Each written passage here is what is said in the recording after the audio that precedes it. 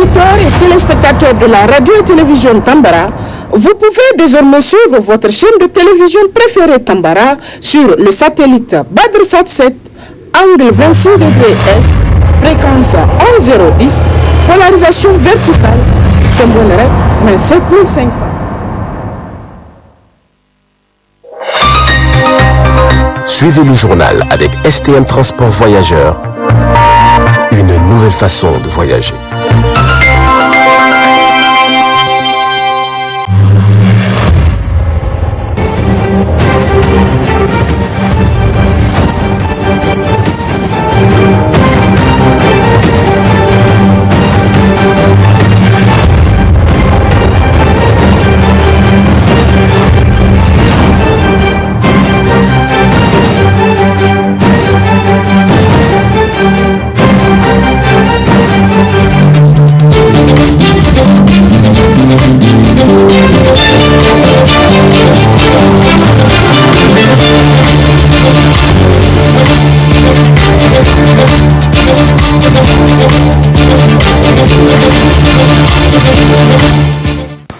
Messieurs, dames, bonsoir, ravi de vous retrouver dans cette édition de 20h15 sur Tambara TV. Marche de recueillement et prière collective ce jour 16 février en mémoire des martyrs des événements tragiques du 9 février 1999. Les détails avec Noël Dédé Saratou. Une marche de recueillement et de prières collectives ce 16 février 2023 sur toute l'étendue du territoire national en mémoire des martyrs des événements tragiques du 9 février 1990. Il s'agit de Aliona Anchi, Maman Sagir et Issa Kakaini. Ses camarades ont trouvé la mort lors d'une manifestation des scolaires nigériens. Qui aujourd'hui, après 33 ans, justice n'a pas été rendue, il y a effectivement de quoi s'inquiéter. À un moment donné, l'USN avait espoir. Au moment où nous avions un ancien cadre qui était à la tête du ministère de la Justice, il s'agit du camarade Mourou Amadou. Nous avions espoir pendant les 10 années.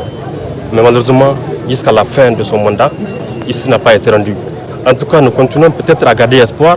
Donc après 33 ans, l'ISN commence à perdre espoir. Même de l'espoir le plus désespéré, il faut espérer quand même. C'est pourquoi nous estimons que le prochain CD, les prochaines sections vont s'armer de courage pour qu'il y ait justice. Le secrétaire général de l'Union scolaire nigérien revient sur l'assassinat lâche du jeune scolaire Noureddine. Cet événement d'aujourd'hui coïncide avec l'anniversaire de notre camarade, de la mort de notre camarade, le camarade Alio Noureddine, qui a été tué par un gendarme. Et il faut noter que ce dossier est un dossier particulier parce que c'est un dossier qui a beaucoup prospéré, il a beaucoup évolué. Après la commission d'enquête, il a été relevé l'auteur de ces crimes. Il s'agit d'un gendarme qui a été placé sous mandat de dépôt. L'instruction est close, le dossier est dans les mains de juge tribunal militaire et bien justice sera faite. Contrairement aux autres martyrs de l'ISN, n'est-ce pas, qui n'ont pas été jugés. Ce dossier sera bel et bien jugé. J'informe l'ensemble des scolaires, j'informe aussi l'opinion. À noter que cela fait 33 ans que l'Union des scolaires nigériens lutte pour une revendication des droits et cela reste jusque-là dans les tiroirs. Un incendie s'est déclenché dans la matinée du mercredi 15 février 2023 dans le marché du stade régional de la ville de Tawa. Suivant les reportages de nos correspondants Al-Hajj Moumouni Awali. La population de la ville de Tawa s'est réveillée au matin du mercredi 15 février 2023 avec un incendie qui s'est déclaré dans le marché du stade régional de Tawa, ravageant presque toutes les boutiques de ce marché. Les autorités régionales, à leur tête le gouverneur de la région de Tawa, M. Issa Moussa, se sont rendus sur le lieu du drame. Nous venons de constater ce désastre qui s'est produit dans notre ville, la ville de Tawa, où nos opérateurs économiques ont perdu beaucoup de leurs marchandises. C'est un incendie qui s'est déclaré courant 7 heures du matin. Et comme vous le savez, nous sommes à la période où le vent est très fort. Rapidement, les flammes se sont étendues à un certain nombre de boutiques. Pour le moment, nous ne pouvons pas savoir le nombre de boutiques qui se sont consumées.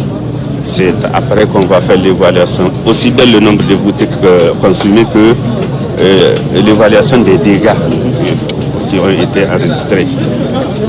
J'ai dit que c'est une très mauvaise chose pour nous, parce qu'au moment où nos commerçants sont en train de se débattre pour fournir des produits à nos populations, la situation économique est de plus en plus difficile et c'est à ce moment-là que nous enregistrons ce désastre.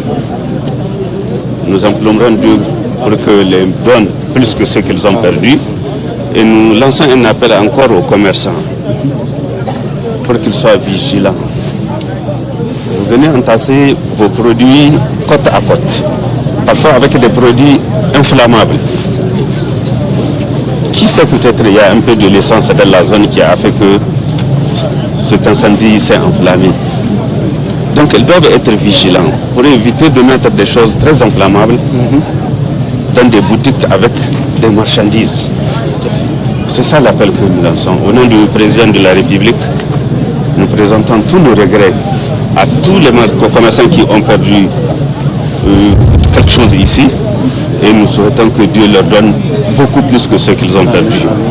Rappelons que ce marché du stade a vu le jour avec la construction du nouveau marché moderne de Tawa. Une partie des commerçants était logée au stade avant la finalisation des travaux de la construction de ce nouveau marché. Le président du conseil de ville de Tawa, Alhaji Abdraoufou Dodo, était dans la délégation du gouverneur. Et que Dieu, le Tout-Puissant, le Très Miséricordieux, nous épargne de ces genres de catastrophes, parce que je qualifie vraiment cette situation un drame. Parce qu'ici, c'est plus de 200 à 300 boutiques calcinées. Je n'ai pas le nombre précis, mais quand même la situation elle est terrible.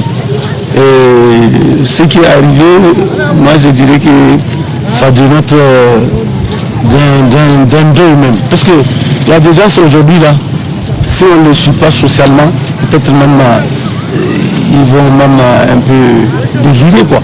Et ils vont être démentales. Et c'est la raison pour laquelle nous on a, avec le gouverneur, il a parlé, tous les conseillers municipaux, les maires sont là. Vraiment c'est déplorable. C'est déplorable et on souhaite qu'à l'avenir, que des choses comme ça ne nous reviennent pas. C'est vrai. Maintenant, pour rassurer un peu les commerçants, c'est de leur montrer notre solidarité. Et une situation exhaustive va être faite par le commandant des sapeurs-pompiers. Et on fera l'état du lieu, voir vraiment comment on va procéder pour que socialement on puisse venir en appui à ces opérateurs économiques. L'homme propose, Dieu dispose. Donc c'est la raison pour laquelle nous on est en train de s'atteler à rejoindre le marché. Mais Dieu n'a pas voulu ça comme ça. Peut-être qu'il y a encore un autre don qu'il va faire à cette population. Puisque lui, il ne fait jamais les choses par hasard.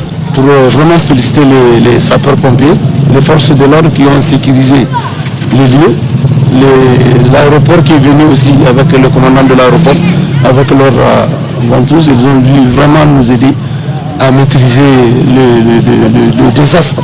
Les agents de secours et les FDS ont été ponctuels et grâce à leur vigilance et leur courage, le feu a été maîtrisé et le restant des marchandises sécurisé. L'origine de cet incendie n'est pas encore connue. Une enquête doit être ouverte pour éclairer la population. Le feu, on a découvert le feu nous aussi quand il a commencé. Donc c'est après l'extinction peut-être une enquête déterminera l'origine. C'est un incendie qui s'est déclaré sur un vaste étendue. Donc c'est à l'intérieur du marché. Il y a plein de combustible sur toutes les planches. Et nous sommes en période où ça vente beaucoup. Donc c'est ce qui a favorisé la propagation au niveau des autres boutiques. Tous les problèmes ont été abattus. Nous sommes en train de faire ce qu'on appelle les déblais. Donc, mais malheureusement, ce qui nous freine un peu, c'est la capacité hydraulique. Donc, Dieu merci, on a été appuyé par les engins de la SECNA. Donc, on continue la progression. Et vous voyez, Et ce qui nous freine encore un peu, c'est comme je l'avais dit, la capacité hydraulique. Il va falloir qu'on part au niveau, quand l'eau termine, on part, on remplit, on fait la tonne, donc on remplit les gens, c'est ce qu'on a fait faire la tonne. Donc le temps qu'on part, revenir, déjà ça vente et ça réduit l'efficacité de notre temps. Ça fait au minimum 10 tours. Et c'est avec des engins, vous voyez, non? Donc au moins chaque engin a fait 5 tours. On a été alerté dans les environs de 7h15. 7h15 et à 7h26 on est déjà là. Presque toutes les boutiques ont été touchées. Mais je ne dirais pas en tout brûlé. Dans la soirée, le gouverneur de la région de Tawa, président du comité de gestion du nouveau marché moderne de Tawa, a convoqué une réunion avec les syndicats de commerçants pour discuter des voies et moyens pour l'occupation du nouveau marché moderne de Tawa. Le volet reportage de cette édition, il est porté sur la manucure, une activité génératrice de revenus exercée par un certain nombre de personnes, un domaine paramédical. Quels sont les risques de cette manucure de la rue et comment se protéger? Suivons plutôt l'entretien d'un expert de la santé sur les micros de Moubarak. Lorsqu'on se fait des soins d'ongles, lorsqu'on fait de la manucure, donc lorsqu'on fait des soins d'ongles, on travaille dans un environnement de risque. Il y a beaucoup d'infections que les gens traînent sans le savoir. Nous parlons notamment des infections virales, hépatite B, hépatite C, le VIH et certains types de virus qui n'ont pas d'enveloppe. Dans ces conditions, les personnes qui font les manucures travaillent au minimum à un risque intermédiaire, sur un terrain de risque intermédiaire, parce que on peut avoir de petites effractions et être en contact avec des éléments sanguins. La peau de la main elle est richement vascularisée et innervée. C'est important. À partir du moment où quelqu'un est coupé de manière nette, le risque est plus qu'intermédiaire. Même si la personne n'est pas coupée de manière qu'on voit du sang en quantité, après une manucure, il y a au minimum un risque minime à intermédiaire. Et dans ces conditions, il faut que celui qui fait la manucure, lui-même se protège. Et qu'il prenne des précautions pour protéger celui à qui il fait la manucure et les autres qui suivront après. Dans l'idéal, lorsqu'on utilise un matériel chez quelqu'un, ce matériel doit être stérilisé en 4 temps. Voilà, avec le nettoyage, le séchage, on trempe dans une solution désinfectante et puis on stérilise à l'autoclave avec un stérilisateur dans l'idéal.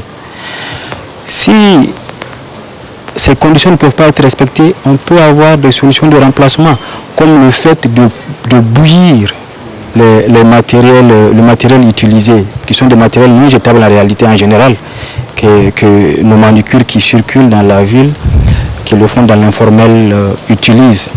Ça pose un sérieux problème dans ces conditions, parce qu'ils utilisent de l'alcool, certes, mais quel alcool? Vous savez, l'alcool est un bon désinfectant, un bon antiseptique même, mais il faut que ce soit de l'alcool à 70 degrés. Et comment utiliser l'alcool?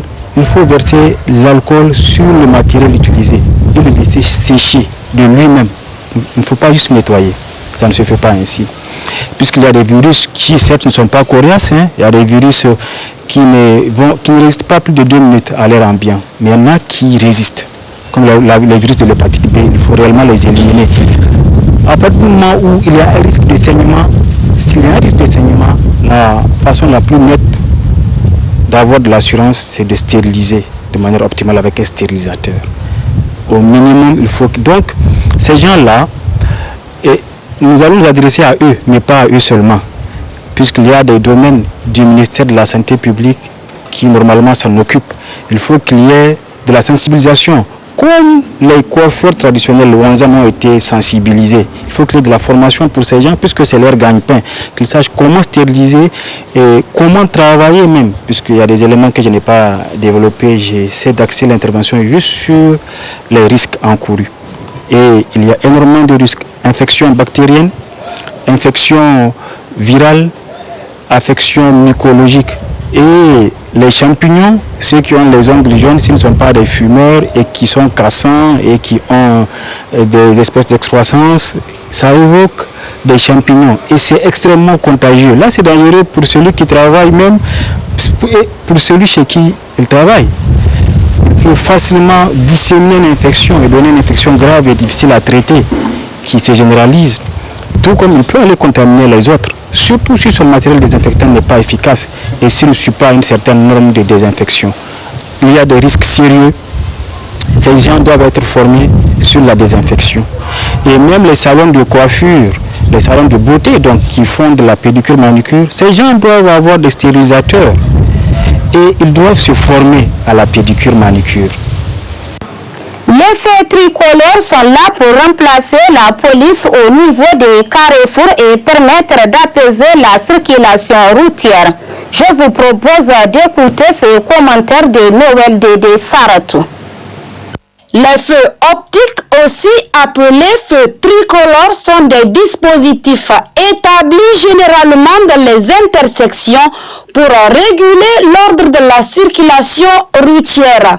Ces feux tricolores permettent d'informer les usagers des règles à respecter lors des déplacements et surtout à éviter les conflits au niveau des carrefours.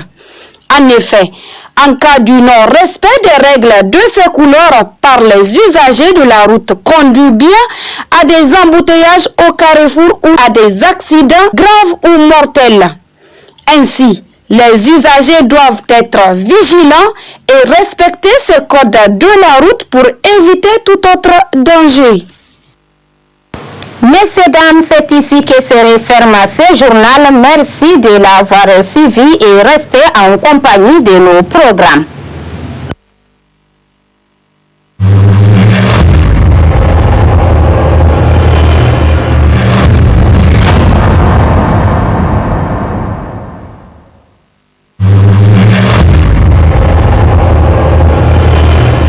Chers auditeurs et téléspectateurs de la radio et télévision Tambara, vous pouvez désormais suivre votre chaîne de télévision préférée Tambara sur le satellite Badr 7, angle 26 degrés Est, fréquence 11010, polarisation verticale, symbole 27500.